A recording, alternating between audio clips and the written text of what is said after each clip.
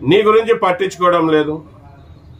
మళ్ళీ ఎన్నో కంపెనీలు తయారు చేసిన బండ్లన్నీ కూడా నువ్వే నడుపుతున్నావు కదా. మళ్ళీ ఆ కంపెనీలో డ్రైవర్ ఒక పిల్లలు చదువుకున్న వాళ్ళకు ఉద్యోగాలు ఎందుకు కల్పించడం లేదు?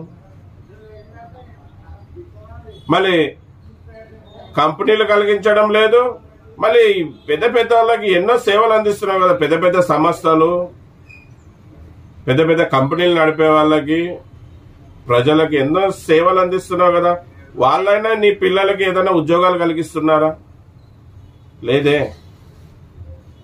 ఎవరు డ్రైవర్ ఒక బిడ్డలకి, డ్రైవర్ వాళ్ళ పిల్లలకి, చదువుకున్న వాళ్ళకి ఉద్యోగాలు కల్పించాలని వాళ్ళకి కొద్దిగా అనిపించడం లేదా?